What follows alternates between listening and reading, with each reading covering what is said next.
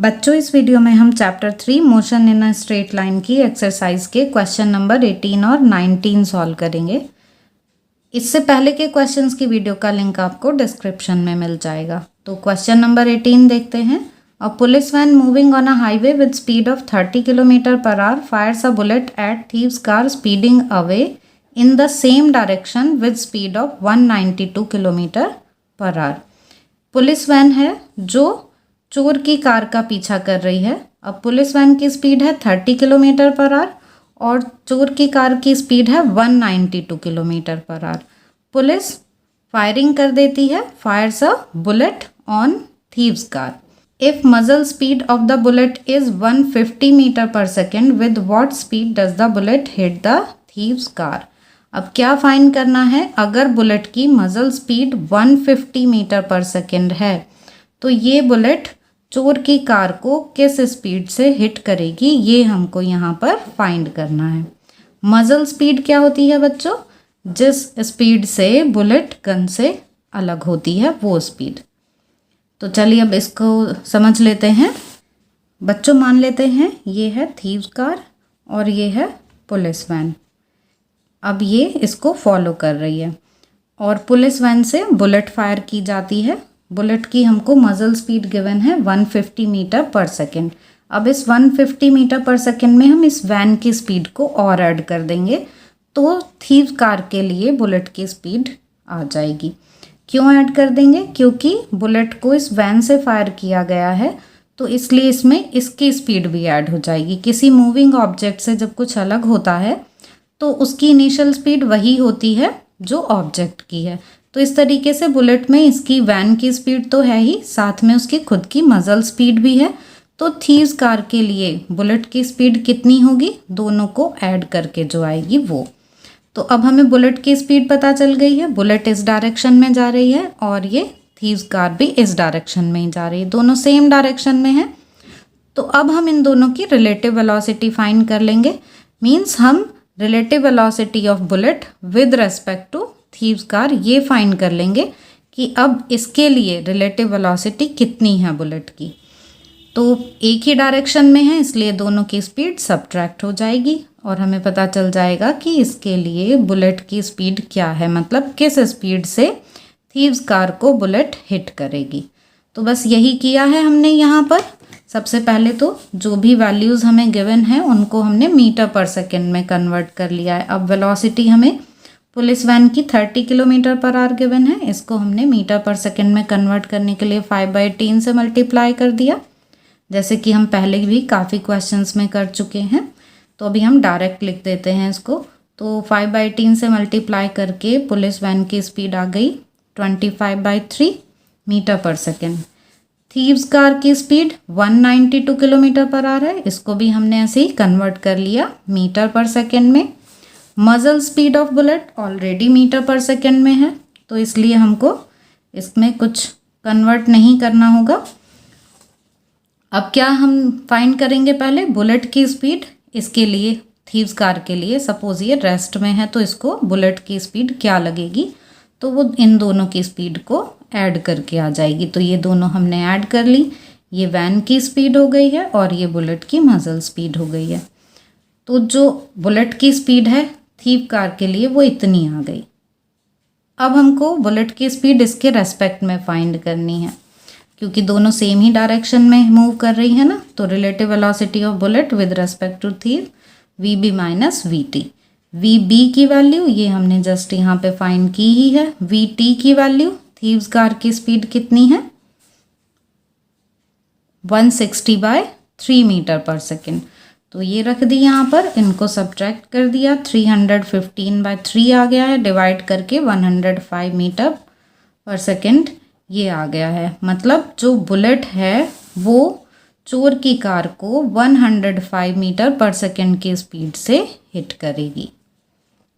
तो आपको ये क्वेश्चन समझ में आ गया होगा। अब देखते हैं next question, question number 19। Question number 19, suggest a suitable physical situation for each of the following graphs. बच्चों यहाँ पर हम ये कुछ ग्राफ्स देख रहे हैं, इनके लिए हमको सूटेबल फिजिकल सिचुएशन बतानी है। मतलब हमको एग्जाम्पल्स बताने हैं जिनके लिए इस तरीके के ग्राफ ड्रॉ किए जा सके, ऐसी मोशन जिनके लिए ये ग्राफ्स सही रहेंगे, तो वो फिजिकल सिचुएशन हमें बतानी है। जो फर्स्ट है ये यहाँ पर ये है position time graph, x T graph है ये। सेकेंड ये बी जो है, बी है we T graph, velocity time graph. और यहाँ पर थर्ड है ये ए टी ग्राफ, ठीक है, एक्सेलरेशन टाइम ग्राफ। तो हम देखते हैं इनका सॉल्यूशन। बच्चों ए पार्ट में जो ग्राफ गिवन है वो हमने यहाँ पर ड्रॉ कर लिया है, पोजीशन टाइम ग्राफ गिवन है ये हमें, और इस तरीके से ऐसे ये ग्राफ दिया हुआ है। तो पोजीशन टाइम ग्राफ है, और अच्छे से समझने के लिए हमने क्या किया, यहाँ पर टाइम इस तरीके से लिख लिया कि ये T1 से T2 तक हो गया ये पोर्शन, यहाँ पर ये t इज इक्वल टू 0 होगा, और इधर हमने इसको T3 लिख लिया है, और फिर जब ये ग्राफ चेंज हुआ है तो हमने यहाँ पर इसको T4 लिख लिया, और लास्ट में T5, ऐसे हमने ये लिख लिया है इसको कि और अच्छे से इसको एक्सप्लेन किया जा सके। तो अब ग्राफ को देखकर हमें ये समझ में आ रहा है कि from T1 to T2, T1 से T2 के लिए जो पोजीशन है यहाँ पर इस एक्सिस पर, उसमें कोई चेंज नहीं हो रहा है, वो यहाँ 0 ही है। तो इसका मतलब क्या है, इनिशियली जो ऑब्जेक्ट है या जो पार्टिकल है वो रेस्ट में है, तो from T1 to T2 particle rest में है। उसके बाद from T2 to T is equal to 0, इतने टाइम के लिए जो ग्राफ है वो ऐसे ये स्ट्रेट लाइन आ जाता है, मतलब ये यूनिफॉर्म मोशन में आ गया, एक कांस्टेंट वेलोसिटी से चल रहा है। तो ये हमको यहाँ पर यूनिफॉर्म मोशन के लिए ग्राफ मिल जाता है, स्ट्रेट लाइन। और कुछ एक पोजीशन अटेन करने के बाद फिर जो उसकी वेलोसिटी है वो अपोजिट डायरेक्शन में हो जाती है यूनिफॉर्म ही, कांस्टेंट ही है, लेकिन अब डायरेक्शन चेंज हो गई, अपोजिट डायरेक्शन हो गई। ये देख रहे हैं ना हम कि पोजीशन ये इस तरीके से यहाँ पर डिक्रीज होने लगी, मतलब जो डिस्प्लेसमेंट है वो कम होता जा रहा है। और यहाँ इस T3 पॉइंट पर वो अपनी पहले वाली पोजीशन पे पहुँच गया। यहाँ देखें ये पहले वाली position x is equal to 0 पे था, यहाँ T3 टाइम पर भी वो x इज इक्वल टू 0 पर ही आ गया है। तो यहाँ पर वो अपनी पहले वाली पोजीशन पे आ गया, लेकिन फिर भी वो कांस्टेंट स्पीड से चलता ही रहता है, रुकता नहीं है, ये कंटिन्यू रहती है उसकी मोशन। और फिर कब आके रुकता है वो T4 पे, तो T4 टाइम पर आकर वो फिर से रेस्ट में आ जाता है और फिर रेस्ट में ही रहता है। ये स्ट्रेट लाइन क्या बता रही है कि यहाँ पर फिर से पोजीशन चेंज नहीं हो रही है इस एक्सिस पर, मतलब अब वो फिर से रेस्ट में है। तो यहाँ पर रेस्ट में था, यूनिफॉर्म मोशन, ये अपोजिट डायरेक्शन में फिर अपोजिट डायरेक्शन में अपनी इनिशियल पोजीशन को क्रॉस करते हुए वो आगे बढ़ जाता है, और थोड़ा आगे आके फिर वो रेस्ट में आ जाता है। तो यही सब यहाँ पर ये मेंशन किया हुआ है, ये सब लिखा हुआ है। आपको ये सब सिर्फ समझने के लिए ऐसे देखना है, वरना हमको क्वेश्चन में तो सिर्फ क्या बताना है, सूटेबल फिजिकल सिचुएशन, एग्जाम्पल बताना है, जो अब हम देख लेंगे। तो इस ग्राफ के लिए सूटेबल फिजिकल सिचुएशन क्या हो सकती है, इस ग्राफ से किसी बॉल के एक मोशन को रिप्रेजेंट किया जा सकता है जो पहले एक स्मूथ फ्लोर पर रेस्ट में थी, उसके बाद उसको किक किया तो वो यूनिफॉर्म वेलोसिटी से मूव करने लगी, और उसके बाद वो रिबाउंड होकर आ गई वापस अपने पहले वाली पोजीशन पे, लेकिन उसके बाद भी वो आगे चलती रही। जैसे कि हम यहाँ पर ये फिगर में देख सकते हैं कि यहाँ पर बॉल रखी थी सपोज इनिशियली, और ये रेस्ट में थी, तो फिर रेस्ट में थी तो हमको ये स्ट्रेट लाइन वाला जो ग्राफ है वो मिला। ये यहाँ पर ये वाला, ये बॉल रेस्ट में है इतने टाइम के लिए। अब इस बॉल को किक किया गया तो ये यूनिफॉर्म वेलोसिटी से इस तरीके से आगे बढ़ी। अब इसके बाद यहाँ वॉल है तो ये वॉल से रिबाउंड हो गई, और रिबाउंड होके भी फिर उसी स्पीड से ही आगे बढ़ती रही, जो यहाँ की थी ना वही स्पीड इसकी यहाँ पर भी है, बस अपोजिट डायरेक्शन हो गई। और फिर यहाँ पर आके ये अपनी इनिशियल पोजीशन पे आ गई, लेकिन इसके बाद भी ये चलती रही, और फिर आगे एक दूसरी वॉल थी तो वॉल से टकरा के फिर ये रुक गई। ठीक है, तो यहाँ ये रेस्ट में है, फिर फाइनली ये रेस्ट में आ गई, और यहाँ पर हम देख रहे हैं कि वेलोसिटीज डायरेक्शन में है, रिबाउंड होने के बाद वेलोसिटीज डायरेक्शन में, पर इन दोनों ही पोर्शन के लिए कैसी है, कांस्टेंट वेलोसिटी है। तो रेस्ट में है, यूनिफॉर्म मोशन, अपोजिट डायरेक्शन में मोशन, और फिर थोड़ा आगे आके रेस्ट में आ जाना। तो आपको ये समझ में आ गया होगा ग्राफ। अब इसका बी पार्ट देख लेते हैं। बी पार्ट में बच्चों हमें वेलोसिटी टाइम ग्राफ गिवन है। तो ये वीटी ग्राफ हमने ड्रॉ कर लिया है यहाँ पर। ये ग्राफ हमें इस तरीके से गिवन है, ऐसे। तो इससे हमें ये पता चल रहा है कि जो वेलोसिटी है वो कंटिन्यूसली साइन चेंज कर रही है, कि इधर ये पॉजिटिव है और यहाँ पर ये नेगेटिव वेलोसिटी है।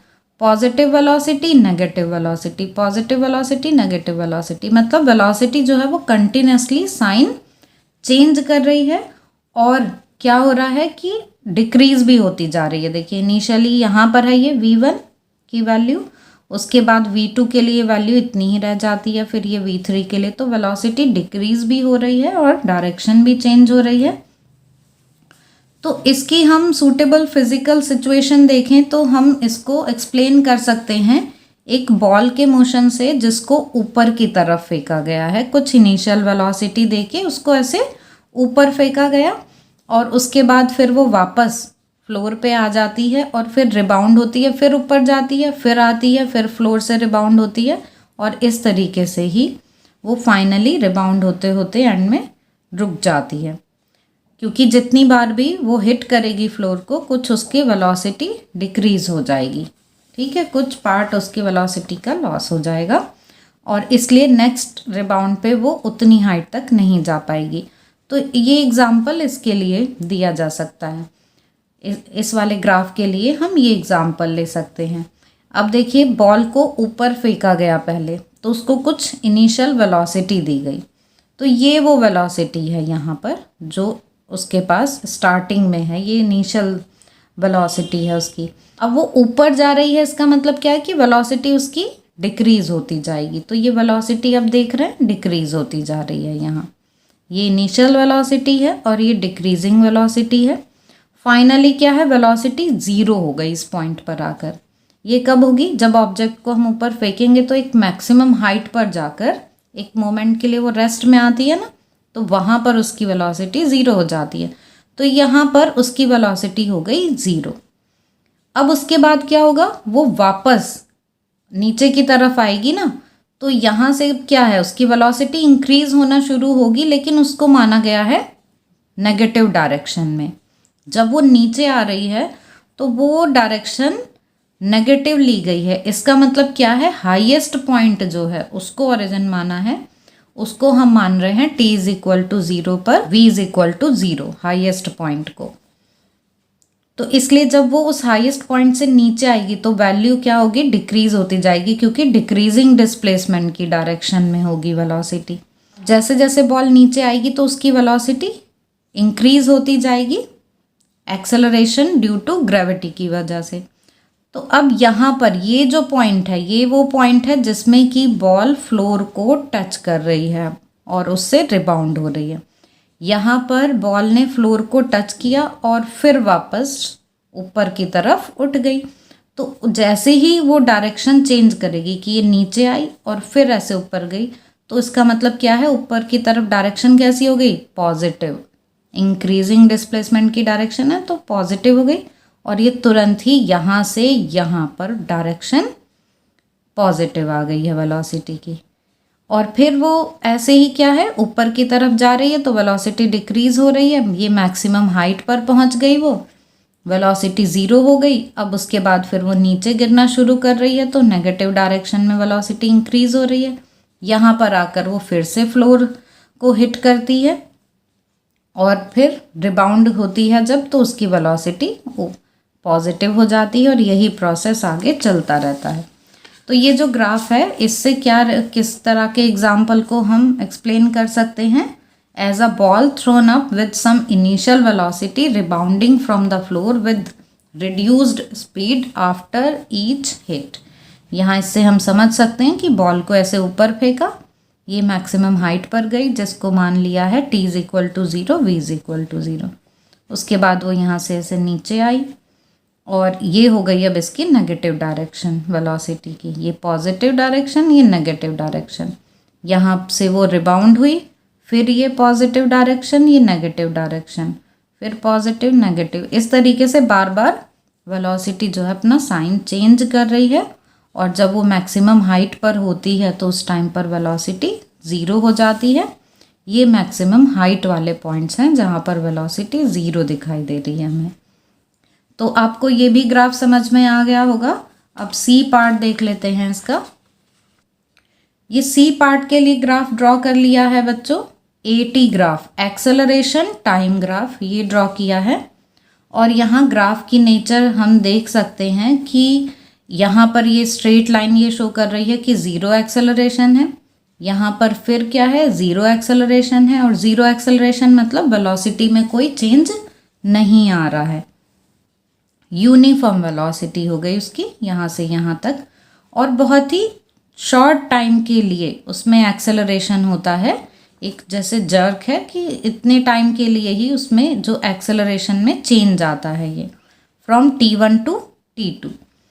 तो इसकी फिज़िकल सिचुएशन जो है वो हम ऐसे मान सकते हैं कि क्रिकेट बॉल है जो यूनिफॉर्म स्पीड से मूव कर रही है, और बैट उसको हिट करता है जिससे वो अपोजिट डायरेक्शन में आ जाती है, लेकिन फिर से वो अपनी पहले वाली यूनिफॉर्म मोशन को ही कंटिन्यू कर लेती है, कांस्टेंट वेलोसिटी से ही चलने लगती है। तो ये है बॉल ये कांस्टेंट वेलोसिटी से ऐसे चल रही है। यहाँ पर बैट है, बैट ने इसको हिट किया तो इतने से टाइम के लिए बैट और बॉल का जो कांटेक्ट है वो बहुत कम टाइम के लिए रहा, तो ये बहुत ही शॉर्ट ड्यूरेशन हो गया। इतने टाइम के लिए उसने इसको ऐसे टर्न कर दिया, तो मतलब यहाँ पर एक जर्क हुआ कि टाइम के रेस्पेक्ट में एक्सेलरेशन चेंज हो रहा है, और इसकी डायरेक्शन चेंज हो गई है, फिर से अपोजिट डायरेक्शन में जाने लगी उसी स्पीड से, और फिर कांस्टेंट वेलोसिटी है इसलिए ये स्ट्रेट लाइन। तो यहाँ पर ये जो जाना है ये इस लाइन से रिप्रेजेंट हो रहा है, ये जो जर्क है ये इस तरीके से रिप्रेजेंट हो रहा है, ग्राफ की शार्पनेस को शो कर रहा है, और फिर ये वापस आकर कांस्टेंट स्पीड से चल रही है। तो ये हो गया ये वाला पोर्शन। तो बच्चों आई होप कि आपको ये दोनों ही क्वेश्चन 18 और 19 समझ में आ गए होंगे। फिर भी आपके कोई डाउट्स हों तो आप कमेंट सेक्शन में पूछ सकते हैं।